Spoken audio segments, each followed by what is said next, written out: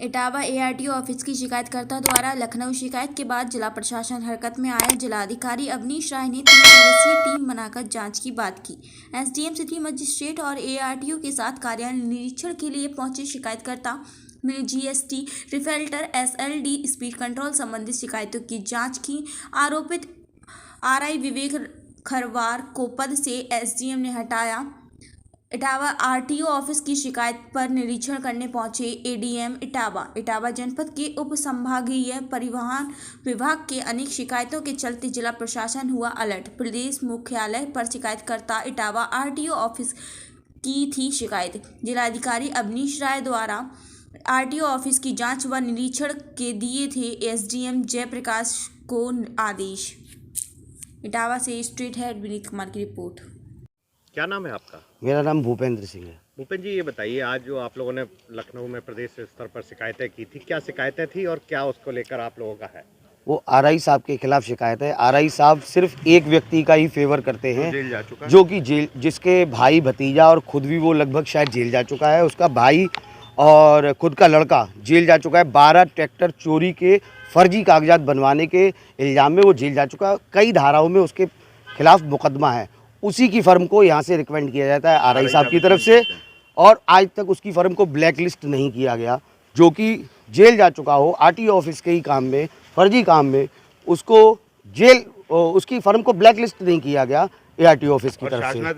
और आरआई साहब जो है उसकी फेवर करते हैं। आरआई साहब और भी कई चीज़ों की शासनादेश का भी उल्लंघन करते हैं और कई चीज़ों का फॉलो ही नहीं करते। बिल्कुल प्राइवेट लिमिटेड फर्म की तरह आरटीओ ऑफिस के अपने ऑफिस को चलाते हैं आरआई साहब। किस तरह शासनादेशों में आरोप लगाया है जो कि वो आपका जीएसटी को लेकर और चीज़ों को लेकर क्या क्या आरोप है?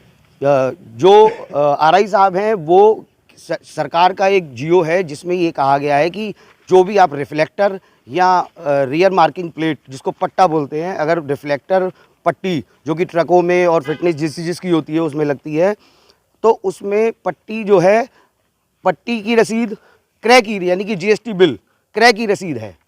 पुराना जियो है, उसमें क्रय की रसीद लिखा है, और जबकि इसका मतलब होता है कि जीएसटी बिल होना चाहिए अगर आप वो रिफ्लेक्टर पट्टी खरीदते हैं, या आप पट्टा रियर मार्किंग प्लेट खरीदते हैं, या आप एसएलडी स्पीड गवर्नर खरीदते हैं, तो उसकी क्रय की रसीद यानी कि जीएसटी बिल होना चाहिए। वो आरआई साहब किसी से नहीं लेते हैं, बिल्कुल प्राइवेट लिमिटेड की तरह चला रहे हैं और सरकार को जीएसटी का चूना लगा रहे हैं।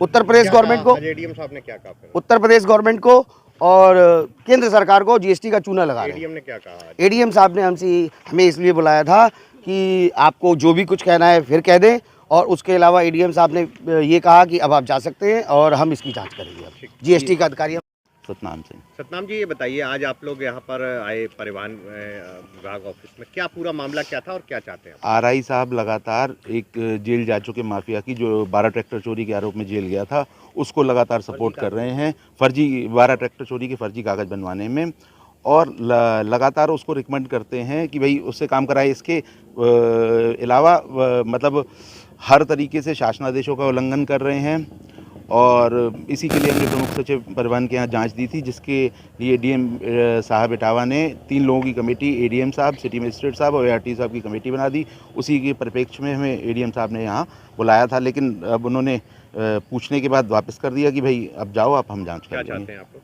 न्याय, इंसाफ। किस तरह का इंसाफ? ये हमारे आरोपों की अच्छे से जाँच हो। किस तरह का उसमें वो कर रहे हैं ये? क्या भैया? हाँ, जिलाधिकारी महोदय ने एक टीम गठित किया हुआ है मेरी अध्यक्षता में, जिसमें आरटीओ साहब और सिटी मजिस्ट्रेट भी हैं मेरे साथ। उसमें जो लाइसेंस होल्डर है इसी आरटीओ कॉलेज का, जिसने आरोप लगाया है यहाँ के कर्मचारियों पर कि वो किसी विशेष लाइसेंस होल्डर का फेवर लेते हैं, उसी के दृष्टिगत मैं आज यहाँ पर आया हूँ। और मैंने शिकायतकर्ता को बुलाया था, जो उसकी, वैसे तो उसका बयान पहले मैं ले चुका हूँ, उसके साक्ष्य ले चुका हूँ, क्योंकि स्थलीय निरीक्षण में उसका दुकान कहाँ पर है और जिस पर वो आरोप लगा रहा है कि उसका फेवर लिया, उसका दुकान कहाँ पर है, ये मैं देखना चाह रहा था। रजिस्ट्रेशन कौन पुराने समय से काम कर रहा है, कौन नया है, तो दोनों ही दृष्टिकोणों से मुझे देखना है। वो मैं देख करके जल्द ही जिलाधिकारी महोदय को तथ्यों से अवगत करा दूंगा। इसी उद्देश्य से मैं आया हूँ और कोई विशेष कार्य नहीं है। धन्यवाद।